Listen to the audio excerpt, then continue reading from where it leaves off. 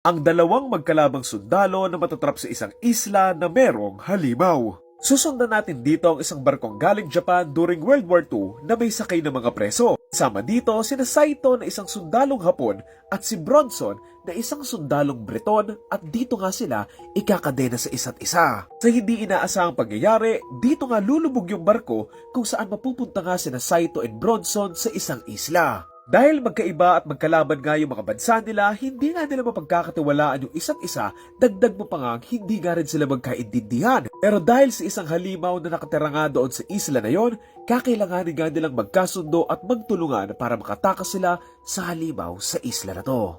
Title ng movie, Monster Island. What I love from this film is yung mismong premise nga nila. Alam naman natin kung ano yung nangyari during World War II, kung sino yung mga kalaban ganon. So it's very interesting to watch yung isang Hapon na sundalo kasama yung isang kalaban nilang sundalo, tapos kailangan nga nilang magkasundo para makaligtas nga sila. As a fan ng mga movies na natrap nga sa isang lugar, okay din naman to. Kung fan ka ng mga bala Alien versus Predator movies, then baka magustuhan mo rin to, pero with less sci-fi stuffs lang. Like I said, meron ngang halimaw or creature nga dito, and noong una, medyo kinakabahan ako kasi nga baka hindi siya maging effective kasi masyado nila siyang pinapakita agad. Panood niyo na ba yung Shape of Water? Medyo hawig niya rin yung creature doon Para silang magkala yung pinsan.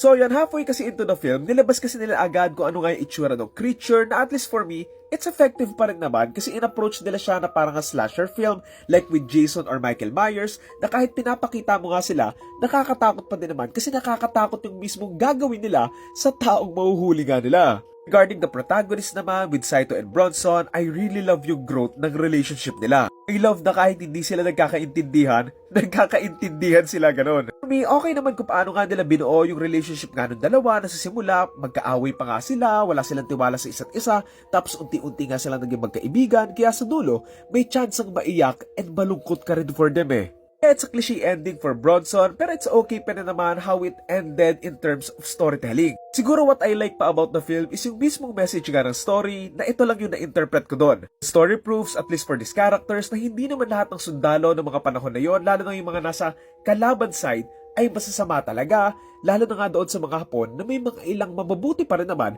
katulad nga ni Saito. Sigurado may mga nagtataka doon sa ending, bakit hindi niya tinegi yung creature, bakit hindi niya sinumbong doon sa mga nakasakay nga doon sa barko. Siguro kasi in some way, he understands kung ano yung nararamdaman nga ng creature nga doon sa isla. Yes, I'm saying creature now rather than halimaw kasi kung iisipin mo din naman, siya yung nauna sa isla na yun So technically, yung mga sundalong napunta doon, sila yung alien sa lugar na yun. Baga even if inaatake nga niya yung mga tao, we could take it as if na inaatake niya lang sila kasi nga baka natatakot din tong creature na to na may gawin itong mga sundalong ito doon sa anak nga niya or sa kanya nga mismo. Even na meron ngang scene na pinakita na meron pang isang creature na wala nang buhay na tinegi nga ng isa sa mga sundalo.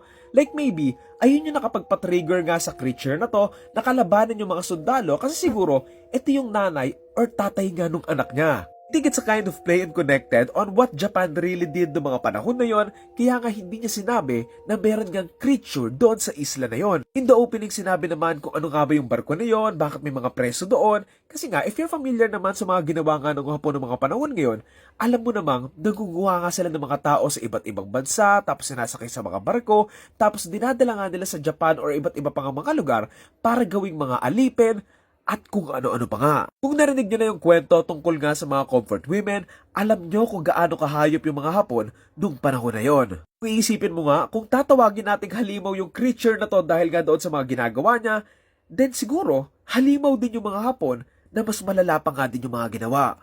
Kaya ko nga siya napapagkonekta, kaya siguro hindi sinabi ni Saito na meron niyang creature nga doon sa isla, kasi nga, meron naman din siyang naging kaibigan na hindi niya ini-expect na magiging kaibigan niya Itong taong hindi nga niya kalahi, hindi rin niya maintindihan, parang kaparehas lang din ng creature na yon. Siguro he's thinking na, who's to say na masama din talaga tong creature na to? Like, baka this was all a misunderstanding lang kasi nga hindi naman nila kayang makausap din tong creature nga na to. O kaya nga siguro hindi niya sinabi kasi baka pag sinabi niya, baka lusubin, kuhain, pag-eksperimentohan, etegi nga ng mga sundalo yung creature na to na hindi nga malayo sa katotohanan kasi ganun na rin naman yung ginagawa ng mga kapwa niyang Hapon lalo na nga sa mga hindi nga nila kalahi. Ayun, it's an okay film. Siguro kung mas malaki yung budget nito and mas in-explore pa nga nila yung middle part nga ng kwento, baka mas gumanda pa nga yung movie. Pero as of now, ang torta rating ko for Monster Island ay 6 out of 10.